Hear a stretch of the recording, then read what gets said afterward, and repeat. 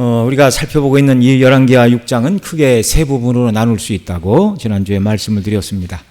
첫 번째 부분은 지난주에 살펴본 1절로 7절 말씀으로 물에 빠진 쇠 도끼를 엘리사 선지자가 나뭇가지를 베어 물에 던져 쇠도끼가 떠오르게 한 사건이었습니다.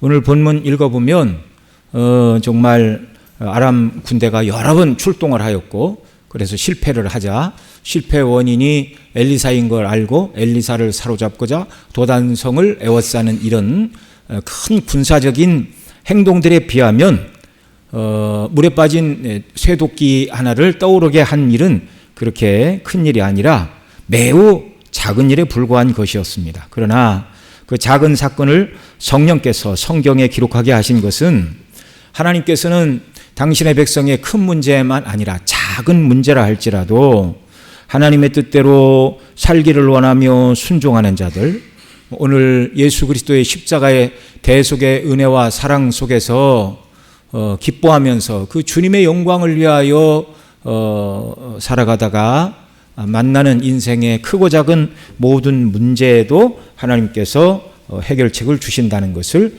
우리에게 가르쳐 주시기 위함입니다. 크고 작은 모든 문제 해결은 예수 그리스도의 십자가를 중심으로 살아가는 자들에게 주십니다. 주님께 중심을 두고 살아가는 자들, 크고 작은 모든 문제 하나님이 개입하시고 또 답답한 문제도 해결책을 주시고 은혜로 인도하시는 하나님의 손길을 날마다 맛보며 누리며 살아가는 역사가 저와 여러분 모두에게도 넘쳐나기를 바랍니다.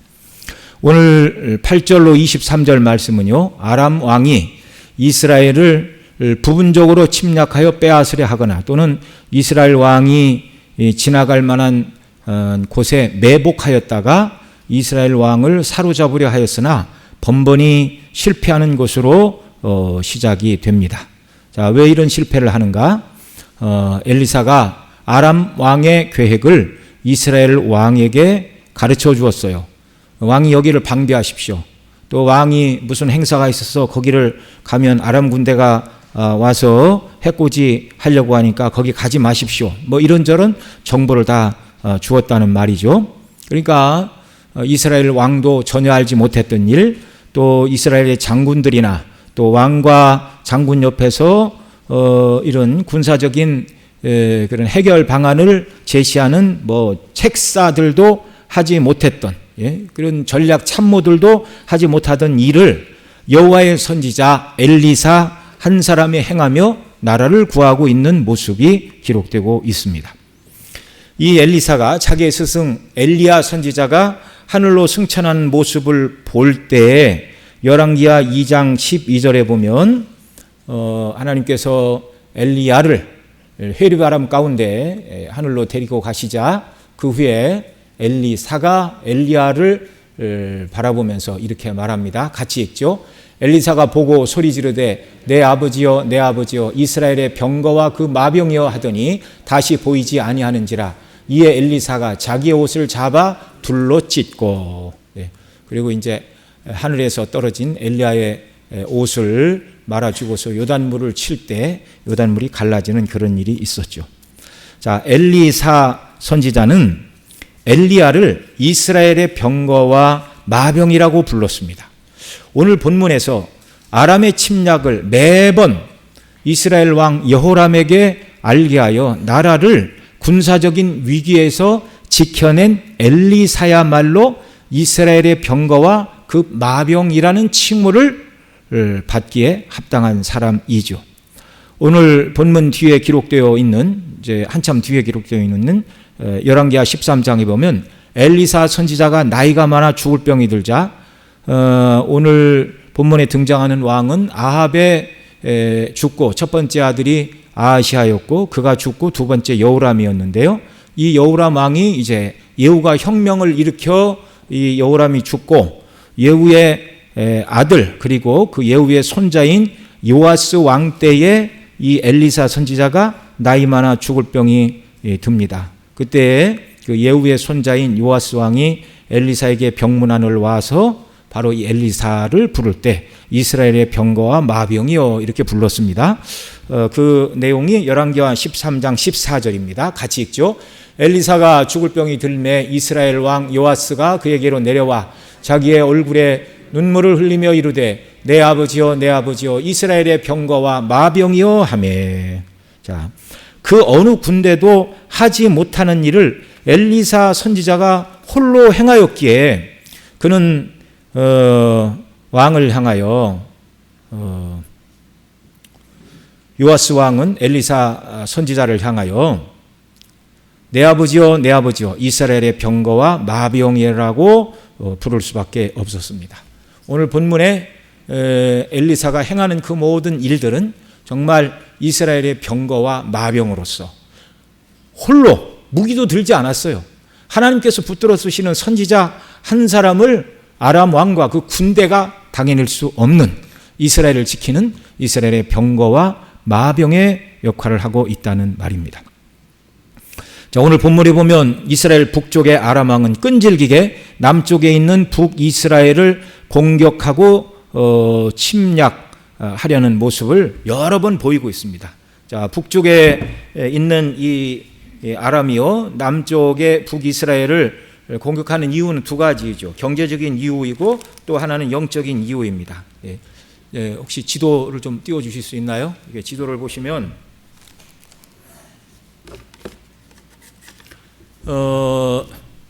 저기 보이시죠? 네. 자, 저기 이제 이스라엘 지도를 딱 보면 일단 요단 갈릴리 호수하고 사해를 찾는 게 제일 빠릅니다.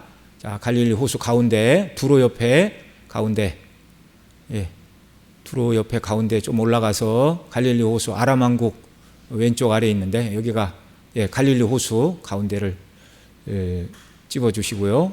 네. 너무 작죠? 지도가. 자.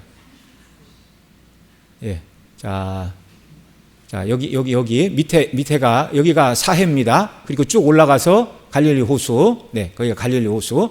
자, 갈릴리 호수 북동쪽에 있는 나라가 아람 왕국이었어요. 그 다음에 이제 갈릴리 호수 남서쪽으로 있는 게 북이스라엘인데 거기 암몬 보세요. 암몬 옆까지도 지금 북이스라엘의 영토이고 그 아래가 이제 유다입니다. 자, 경제적인 이유로 아람 왕국이 이제 남쪽으로 자꾸 진출하려고 하는데 남쪽에 보면 이집트가 있죠. 애굽.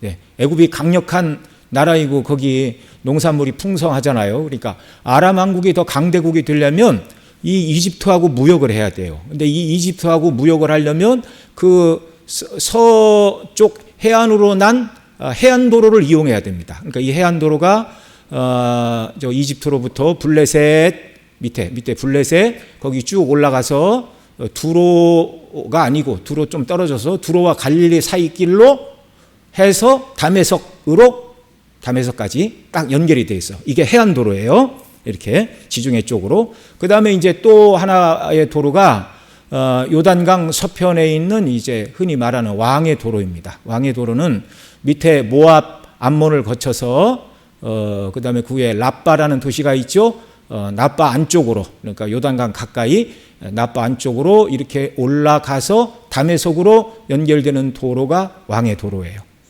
그러니까 지금 아람이 이렇게 해안도로로 접근해서 이집트 쪽으로 가든가 또는 요단 동편에 있는 왕의 도로로 통과를 해야 암몬, 모압, 그다음에 이쪽 아라비아 반도에 있는 여러 나라들, 오늘날로 얘기하면 뭐 사우디 다 이쪽에 있는 나라들 거기와 무역을 해야 되는데 큰 도로 두 군데를 북이스라엘이 막고 있는 거예요. 이를테면.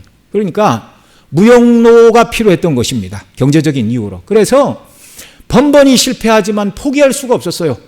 왜냐하면 큰 나라들과 무역을 해야 나라가 강성해지고 또 그런 이유가 아니라도 땅을 넓혀야 했기 때문에 이것이 경제적인 이유이고 또 하나는 영적인 이유였습니다. 영적인 이유는 무엇일까요? 하나님께서 아람으로 하여금 계속해서 북이스라엘을 공격하게 하신 것은 북이스라엘이 아직도 우상 숭배를 완전히 버리지 않고 전심으로 여호와께 돌아오고 있지 않기 때문에 그렇습니다. 신명기 28장에서 여호와 하나님을 버리고 우상을 숭배하게 되면 하나님께서 내리시는 징계 또는 재앙이 세 단계로 펼쳐지죠. 첫째는 전염병입니다. 그것이 이제 신명기 28장 20절로 22절입니다. 한번 같이 읽죠.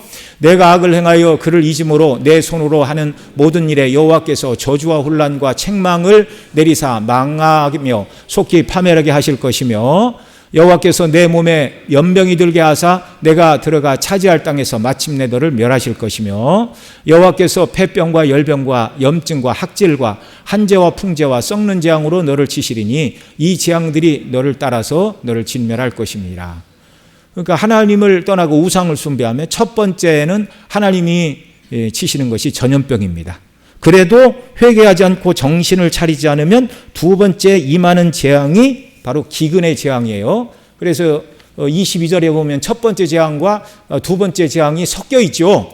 그런데 이제 하나님께서 지금부터는 첫 번째다, 첫 번째가 끝났으니까 두 번째다 그러는데 두 번째 재앙인 기근이 진행될 때도 첫 번째 재앙은 여전히 진행형입니다. 이해가 되시죠? 그러니까 전염병에다가 기근이 겹치는 거예요. 22절에 이 두 모습이 같이 나타납니다. 여호와께서 폐병과 열병과 염증과 학질과 그 다음에 이게 첫 번째 전염병이고 두 번째가 기근의 질병인데 기근으로 인한 하나님의 징계인데 한재와 풍재와 썩는 재앙으로 너를 치시리니 이 재앙들 전염병과 기근의 재앙이 너를 따라서 너를 진멸하게 할 것이라 이렇게 말씀하는 것입니다. 그래도 회개하지 않으면 이 첫 번째 두 번째에다가 세 번째 재앙을 또 보내세요. 그 세 번째 재앙은 뭡니까? 대적의 침략이에요. 대적의 침략. 예, 그래서 23절 보면 그 다음 보여주세요. 28장 23절 너를 진멸하게 하실 것이라 하고 제가 읽어드릴게요. 신명기 28장 23절 보면 이제 그 두 번째 재앙인 기근의 재앙을 이렇게 설명합니다. 내 머리 위에 있는 하늘은 노시 되고 내 아래 땅은 철이 될 것이며 여호와께서 비 대신에 티끌과 모래를 내 땅에 내리시리니 그것들이 하늘에서 내 위에 내려 마침내 너를 멸하리라. 이게 두 번째까지 재앙이고 그래도 회개하지 않으면 세 번째 재앙이 적군을 보내시고 적들 앞에 패하게 하신다. 이제 25절 또 같이 읽습니다. 여호와께서 내 적군 앞에서 너를 패하게 하시리니 내가 그들을 치러 한 길로 나가서 그들 앞에서 7길로 도망할 것이며 내가 또 땅의 모든 나라 중에 흩어지고 내 시체가 공중의 모든 새와 땅의 짐승들의 밥이 될 것이나 그것들을 쫓아둘 자가 없을 것이며. 그러니까 이제 세 번째 재앙, 전쟁만 일어나는 것이 아니라 전염병과 기근과 전쟁의 재앙이 계속 임하는 거예요. 회개하지 않는 그들에게. 그래서 신명기 28장 25절로 26절에서는 세 번째 재앙인 전쟁에 패하여 도망치고 흩어지고 사람들이 죽게 되나 시체를 장세해 줄 사람이 없어서 공중의 새와 땅의 들짐승의 밥이 될 것이라 말씀하신 그 다음 27절 28절에서 이렇게 말씀하세요. 여호와께서 애굽의 종기와 치질과 괴혈과 피부병으로 너를 치시리니 내가 치유받지 못할 것이며 여호와께서 또 너를 미치는 것과 눈 머는 것과 정신병으로 치시리라. 그러니까 이 회개하지 않으면 첫 번째, 두 번째, 세 번째 재앙이 그냥 그들에게 막 들이닥쳐서 정신을 못 차리는 것입니다. 오직 이유는 하나예요. 어떻게 하라고요? 회개하고 여호와께로 돌이키라는 것입니다. 엘리사 선지자의 시대에는 이제 세 번째 재앙이 시작되는 시대입니다. 그러니까 여전히 그곳에 질병이 난무하고 먹을 것이 없어서 고통을 받고 그 고통 여러분 살펴봤잖아요. 앞에 사람들이 선지자의 생도들이 먹을 것이 없어서 들 호박으로 국을 끓여 먹을 수가 없었습니다. 거기 독이 있어서 선지자 가루를 풀어 먹게 했고 또 어떤 사람이 가지고 온 보리떡 10개로 100명을 먹이는 이와 같은 일들. 그러니까 기근, 먹을 것이 없는 극심한 고난. 특별히 이제 엘리사 선지자 때 하늘에서 3년 6개월 동안 비가 오지 않음으로 말미암아 그 백성들에게 하나님께서 두 번째 재앙이 임하고 있다는 걸 보여주신 것이고 엘리야 시대 회개하지 않고 엘리사는 하나님이 데려가셨고 엘리사를 붙들고 쓰시는 이때에 그들이 여전히 회개하지 않으니까 이제 첫 번째, 두 번째를 지나 세 번째 재앙인 대적들이 끊임없이 이 나라를 침범하고 있는 그런 모습들입니다. 그런 중에도 선지자 엘리사를 통하여 군사적인 위기에서 하나님께서 지금 계속 구원해 주시는 거예요. 계속 구원해 주시는 거예요. 왜 그러시는가? 세 번째 재앙이 시작이 되었지만 지금이라도 너희가 여호와를 떠난 죄에서 돌이키고 우상을 숭배하는 죄에서 돌이키라는 회개 기회를 계속 주시는 거예요. 그런데 결국 이들이 회개를 합니까? 안 합니까? 안 해요. 그래서 훗날 이제 역사가 조금 더 진행된 다음에 완전히 북이스라엘이 회개하지 않으므로 멸망에 이르게 되는 것이죠. 그러나 엘리사 선지자 이 시대에는 아직 멸망할 만큼 악이 가득 차지 않았기 때문에 하나님께서 회개하고 돌아올 기회를 주고 계십니다. 선지자를 통하여 나라를 구원하심을 통하여 이 나라가 세워지고 이 나라가 패해지는 모든 것이 하나님의 손에 있다는 걸 계속 보여주시는 거예요. 계속해서. 자, 이러한 때 아람의 군대가 북이스라엘을 침략하여 어디를 공격하고 정복할지 계획을 세우고 침략을 감행하는 내용이 오늘 본문 8절입니다. 본문 8절 같이 읽죠. 그때 아람 왕이 이스라엘과 더불어 싸우며 그의 신복들과 의논하여 이르기를 우리가 아무데 진을 치리라 하였더니, 자, 그런데 이제 이 모든 아람 왕의 계획이 9절에 보면 물거품이 됩니다. 왜요? 엘리사 선지자가 이스라엘 왕 여호람에게 왕은 어디로 가지 말고 방비하라고 다 얘기를 하기 때문에 그래요. 자, 9절 같이 읽죠. 하나님의 사람이 이스라엘 왕에게 보내 이르되 왕은 삼가 아무 곳으로 지나가지 마소서 아람 사람이 그곳으로 나오나이다 하는지라. 그래서 이스라엘 왕 여호람은요 번번이 아람의 침략을 막아낼 수가 있었습니다. 그 다음 10절을 봅니다. 이스라엘 왕이 하나님의 사람이 자기에게 말하여 경계한 곳으로 사람을 보내 방비하기가 한두 번이 아닌지라. 그러니까 아람 왕의 계획이 번번이 무산되었다 그 말이에요. 그러니까 이 아람 왕이 정말 아람 왕이 이게 무슨 일이냐. 그리고 이제 회의를 엽니다. 11절 같이 읽죠. 시작. 이러므로 아람 왕의 마음이 불안하여 그 신복들을 불러 이르되 우리 중에 누가 이스라엘 왕과 내통하는 것을 내게 말하지 아니하느냐 하니, 이게 내 나라에서 내 신하 중에 이스라엘 왕에게 내통하는 첩자가 있지 않고서야 어떻게 번번이 한두 번도 아니고 계획을 세울 때마다 이 우리의 전술이 다 탄로가 나서 실패하느냐. 정말 이스라엘 왕과 내통하는 이 간첩을 잡아라. 지금 이를테면 그런 말을 한 것입니다. 그러나 아람 왕의 신하 중에서도 똑똑한 사람이 하나 있었습니다. 12절 같이 읽죠. 그의 신복 중 한 사람이 이르되 우리 주 왕이여 아니로소이다. 오직 이스라엘 선지자 엘리사가 왕이 침실에서 하신 말씀을 이스라엘의 왕에게 고하나이다 하는지라. 아람 왕의 신하 중에 한 사람이 지금 일어나고 있는 모든 문제의 핵심을 꿰뚫어 보고 있습니다. 왕이시여 우리 중에 이스라엘 왕과 내통하는 첩자가 있는 것이 아니라 이스라엘의 선지자 엘리사 때문입니다. 그는 하나님의 영에 감동된 사람으로서 왕이 침실에서 한 말이라도 다 알고 이스라엘 왕에게 고하는 자입니다.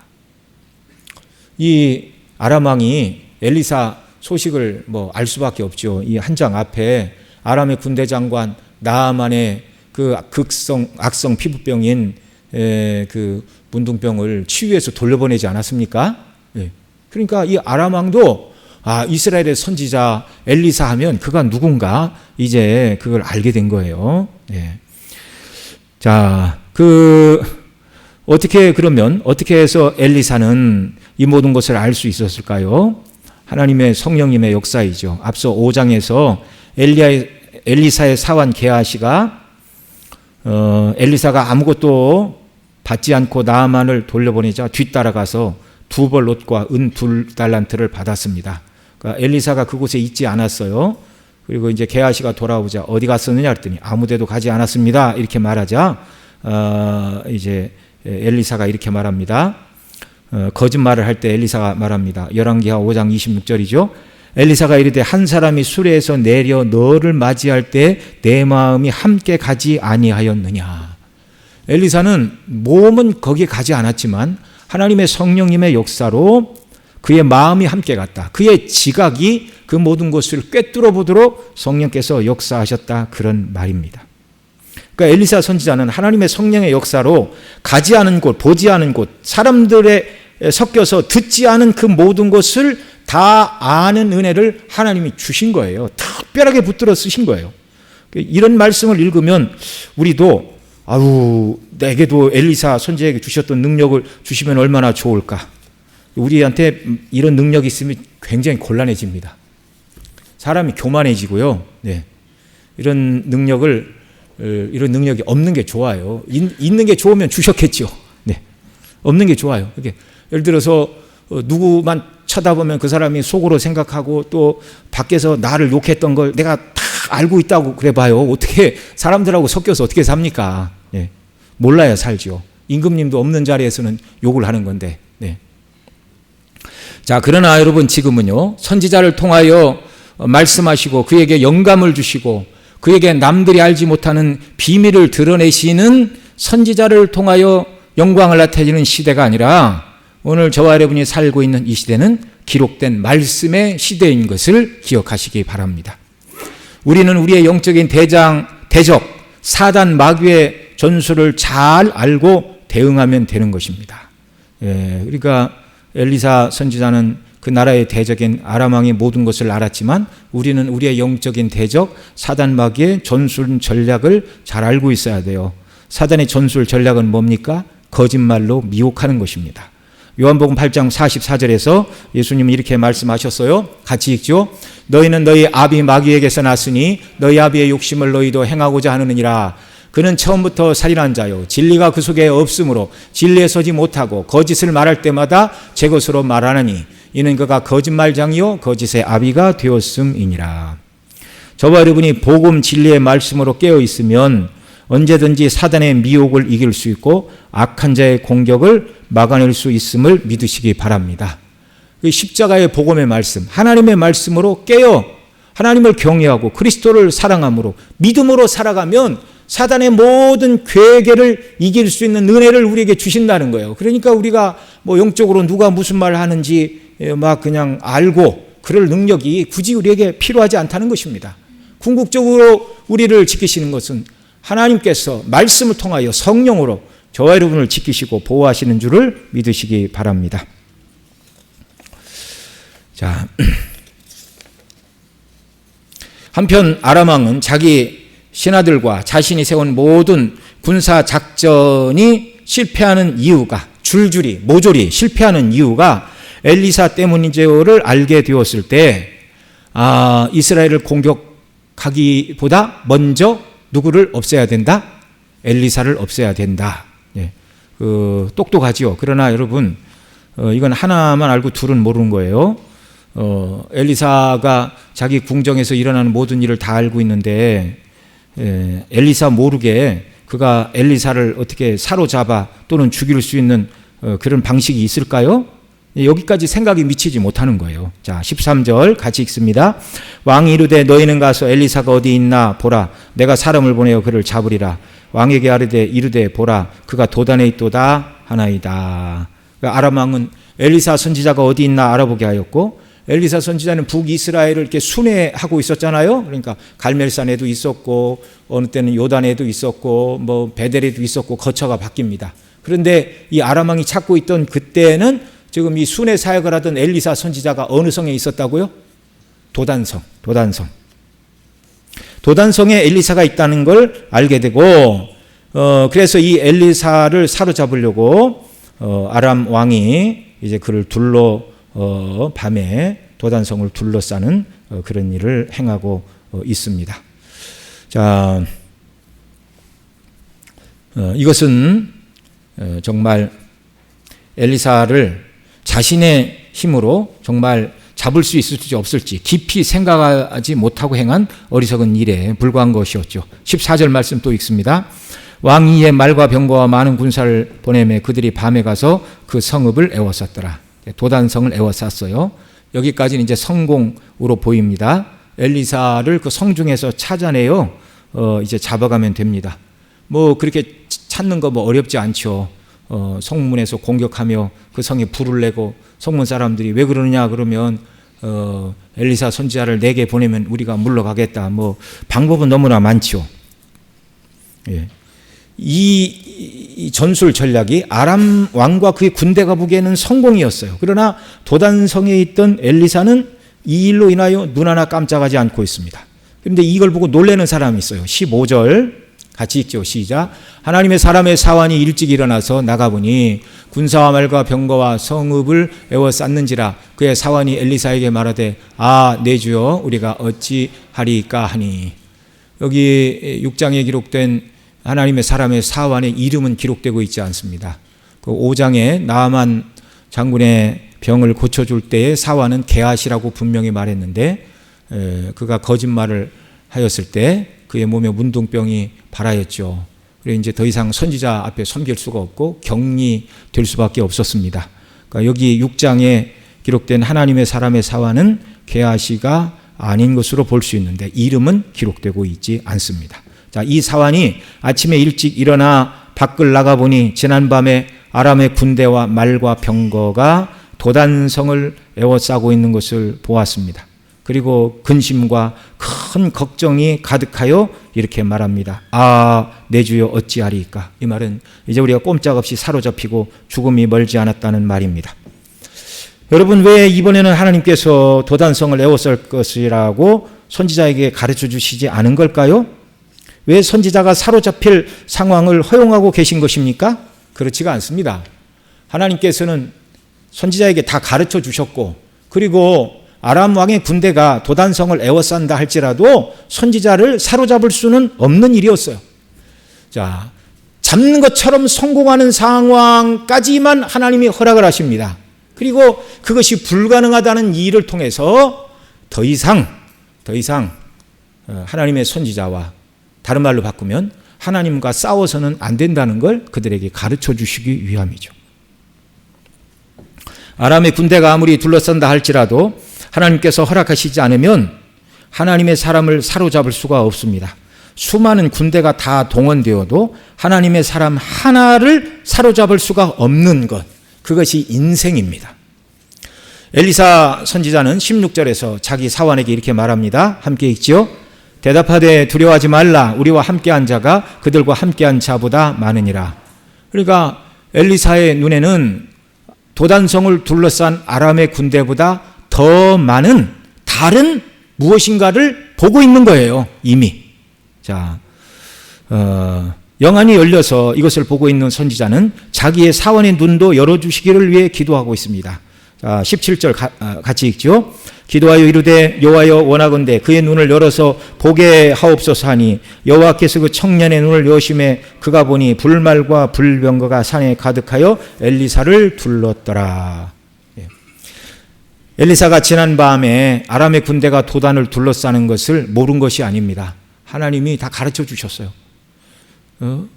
그러나 두려워하지 않고 다른 곳으로 도피하지 않은 것은 그 군대보다 더 많은 하늘의 불말과 불병거로 도단성을 에워싸고 엘리사와 그 백성을 지키시는 영적인 하늘의 군대를 보았기 때문입니다. 아람의 군대로 하여금, 또한 이스라엘 왕 여호람과 모든 백성들로 하여금 아람의 군대가 도단성을 에워싸고 선지자를 사로잡고 죽이려 하나 하나님께서 보호하시는 선지자 한 사람을 아람의 온 군대와 힘과 군사력으로 어찌할 수 없다라는 걸 하나님께서 명확하게 보여주시고 가르쳐 주시기 위함입니다. 여러분이 엘리사 선지자는요, 선지자로 부름받기 전에 직업이 뭡니까? 소를 몰고 농사 짓던 농부였어요. 군사도 아니고 장군도 아니었습니다. 선지자를 호위하는 아람 군대처럼 많은 군대가 있는 것도 아니었어요. 그러나 하나님의 뜻대로 순종하는 선지자 한 사람을 아람 군대가 아무리 에워싸도 결코 사로잡을 수 없다. 이것을 통하여 하나님께서는 이스라엘 백성과 왕 모든 사람들에게 헛된 우상을 버리고 세상의 욕심과 자기 생각을 버리고 잘 살아보겠다는 생각으로 정말 바알과 아세라를 섬기는 우상 숭배를 버리고 여호와 하나님께로만 돌아와라. 나라가 서고 망하는 것, 백성들이 먹고 마시는 모든 것도 여호와 하나님이 주관하신다. 그런데 욕심에 미혹되니까 그걸 모르는 거예요. 자, 이제 이 사건이 어떻게 진행됩니까? 18절 같이 읽죠. 아람 사람이 엘리사에게 내려오며 엘리사가 여호와께 기도하여 이르되 원컨대 무리의 눈을 어둡게 하옵소서 하며 엘리사의 말대로 그들의 눈을 어둡게 하신지라. 여호와께서 아람 사람의 눈을 어둡게 하셨어요. 엘리사의 기도를 들으시고 이것은 눈이 보이지 않게 시력을 완전히 잃게 하셨다라는 말로 해석하기보다는 수리아 군대, 아람 군대가 판단력을 잃고 무기력해지게 하셨다. 그런 말로 이해하는 게 좋습니다. 왜냐하면 이 군대가 지금 이제 완전히 얼이 빠진 상태예요. 그들이 안 보인다면 나를 따라오라고 할 때 그 도단에서 직선 거리로 16km 이렇게 꼬불꼬불한 길로 20km나 되는 사마리아 성까지 그들을 뭐 어떻게 데리고 가겠어요. 그들의 눈이 어두워지고 무력해지자 엘리사 선지자는 그들에게 말합니다.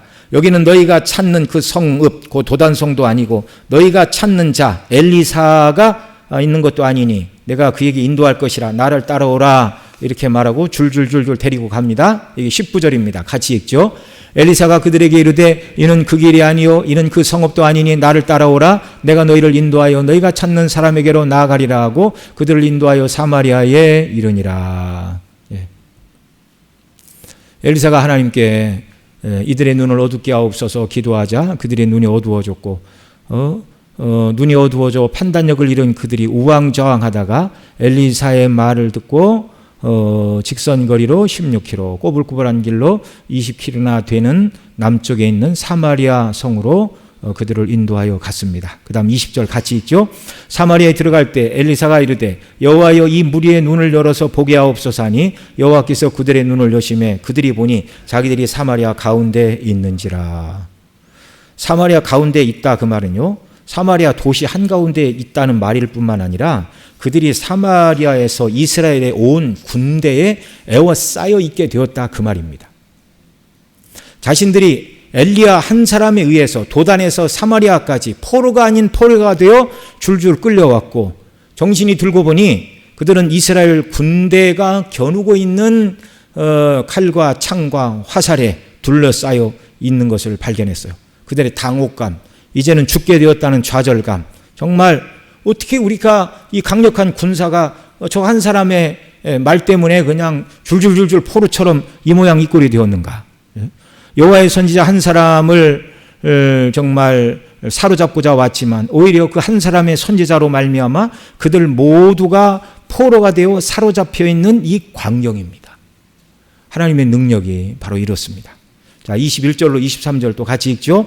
이스라엘 왕이 그들을 보고 엘리사에게 이르되 내 아버지여 내가 치리이까 내가 치리이까 하니 대답하되 치지 마소서 칼과 활로 사로잡은 자인들 어찌 치리이까 떡과 물을 그들 앞에 두어 먹고 마시게 하고 그들의 주인에게로 돌려보내소서 하는지라. 왕이 위하여 음식을 많이 베풀고 그들이 먹고 마심에 놓아 보내니 그들이 그들의 주인에게로 돌아가니라. 이로부터 아람 군사의 부대가 다시는 이스라엘 땅에 들어오지 못하니라. 예. 이스라엘 왕 여호람은 내가 칠까요? 그러자 선지자가 말하죠. 칼과 활로 사로잡은 포로를 할지라도 생명을 귀하게 여기는 법인데 어떻게 전쟁에서 사로잡은 포로도 아닌데 죽일 수 있습니까? 떡과 물을 주어서 먹고 마시고 그 주인에게 돌아가게 하십시오. 그러자 그들이 떡과 물을 마시고 돌아간 다음에 한동안 이스라엘 땅에 들어오지 않았다 그 말이죠. 근데 이제 그 다음 24절에 보면 시간이 얼마나 흘렀는지는 알 수 없어요. 그러나 이 시간이 어느 정도 흘렀냐면 여호와의 선지자 한 사람을 아람의 군대가 다 달려들어도 사로잡을 수 없다라는 것을 망각하기에 충분한 시간까지만 침략을 안 한 거예요. 네. 이런 일을 행하고도 24절에 보면 이제 아람 왕이 온 군대를 이끌고 사마리아 성을 이제 둘러싸잖아요. 그래서 이제 큰 곤란을 당하게 되는데 이제 다음 시간에 살펴볼 내용입니다. 오늘 말씀을 통해서 우리는 엘리사 한 사람으로 인하여 이스라엘이 아람의 침략으로부터 보호를 받는 것을 확인할 수가 있습니다. 자, 이것을 통하여 하나님께서는 엘리사 선지자 한 사람, 그가 왕도 아니고 장군도 아니고 군사도 아니고 지략가도 아니고 오직 여호와의 종입니다. 여호와의 선지자일 뿐입니다. 그러니까 정말 이 일을 통하여 너희가 군사를 길러야 싸움에서 이기고 우상을 숭배해야 먹고 살 것이 많다고 착각을 하지만 하나님의 말씀대로 순종해야 나라가 국방에서도 먹고 사는 모든 일에서도 하나님이 은혜를 주신다는 것을 계속 가르쳐 주시는 거예요. 서두에서 말씀을 드렸지만 엘리야 선지자 시대에는요, 두 번째 재앙이 극심하게 임했습니다. 그러나 이 엘리사 선지자 시대에는요, 신명기 28장에서 말하던 전염병의 재앙, 두 번째 기근의 재앙을 넘어 세 번째 적들이 침략하는 마지막 재앙이 시작이 되었어요. 이 대적의 재앙으로부터 하나님께서 선지자를 통하여 구원해 주심으로 말미암아 회개하고 돌아오라고 백성을 향하여 계속 하나님께서 메시지를 던지시는 겁니다. 너희가 군사력으로 나라가 구원받는 게 아니다. 우상을 섬겨야 잘 사는 게 아니다. 회개하고 여호와께 돌아오라. 여호와께 돌아오라. 엘리사의 사원은요, 처음에 눈이 열리지 않아서 그 도단을 에워싼 아람 군대를 보고 크게 낙담을 했죠. 그러나 그의 눈이 열리게 되자 우리와 함께한 자가 대적들보다 많다는 것, 곧 하나님께서 하나님의 뜻을 위하여 헌신하고 믿음으로 섬기는 자 편에서 영광을 나타내시고 함께 하신다는 것을 보여주셨습니다. 오늘 저와 여러분이 이 말씀을 통해서 이 엘리사 선지자가 보고 있는 영적인 안목, 그리고 이 엘리사 선지자의 사환에 눈이 열려서 그 대적들보다 그들 편에 있는 하나님의 군대가 더 많다는 것을 알게 하시는 이런 영적인 눈을 우리 모두에게도 열어주시기를 원합니다. 자, 이 눈이 열리면 어떻게 돼요? 이 눈이 열리게 되면 북한에서 뭐 핵과 미사일을 다 이렇게 하고 있는데, 여러분, 우리를 저 북한의 핵과 미사일로부터 지켜주는 게 대한민국 군인입니까? 미군입니까? 여호와 하나님이십니까? 하나님이 지켜주시는 거예요. 하나님. 그래서 성도들은 기도해야 돼요. 기도해야 돼요. 하나님이 누구를 지키십니까? 하나님의 뜻대로 순종하고 그의 영광을 위하여 살아가는 자들을 하나님이 붙들어 주시는 거예요.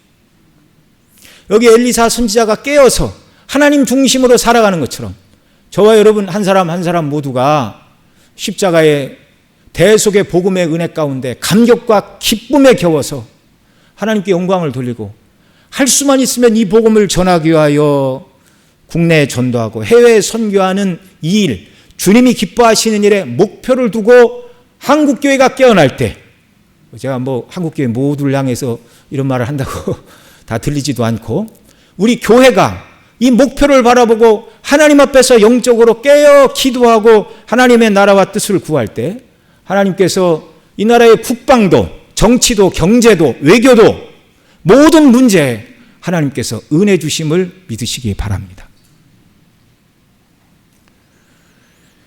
소돔성, 노시그하던 소돔성,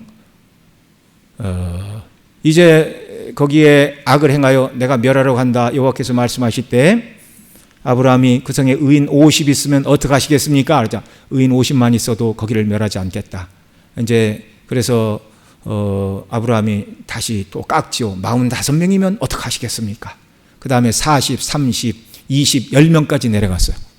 소돔성에 의인 10명만 있어도 멸망시키지 않으리라. 그런데 그 소돔성에는요, 의인 10명이 없었어요. 의인 10명이 없었어요. 저와 여러분 모두가 정말 예수님을 믿는 믿음 안에서 영적인 눈을 뜨는 귀한 역사가 있기를 바랍니다. 하나님은 누구 편에 계시는가? 하나님 편에 선자, 십자가의 복음의 영광으로 무장되어 하나님께 영광을 돌리고 이 복음을 전하고 하나님 나라의 확장을 위하여 수고하고 애쓰는 자를 붙들고 그들 편에 서서 오늘도 하나님께서 역사를 주관하심을 믿으시기 바랍니다. 그래서 우리가 깨어서 기도해야 돼요. 나라를 위해서. 그리고 우리 교회가 더더욱 복음을 증거하고 해외에 정말 죽어가는 영혼들, 선교사님들을 더 많이 돕고 헌신하고 파송하고 위하여 기도하고 이런 영적인 일, 하나님이 기뻐하시는 목표에 초점을 두고 저와 여러분이 행할 때 오늘도 하나님의 도우시는 손이 저와 여러분을 붙들어 주시고 우리 교회를 붙들어 주시고 한국교회를 붙들어 주시고 이 나라의 민족을 붙들어 주실 줄로 믿습니다. 우리 함께 기도하겠습니다. 우리 들은 말씀 붙들고 기도합니다. 하나님, 저 자신이, 우리 가정이, 우리 교회가, 한국교회가 하나님 앞에 영적으로 깨어있게 하여 주시옵소서. 십자가의 대속의 복음으로 깨어있게 하시고 하나님이 기뻐하시고 원하시는 일들을 위하여 저희들을 사용하여 주옵소서. 그러면 하나님께서 이 나라의 국방도 경제도 외교도 민생도 다 하나님의 손에 있는 줄 믿사오니 주여 우리와 함께하여 주시고 우리가 하나님 편에 서는 자들이 되게 하여 주시기를 원합니다. 우리 통성으로 합니다.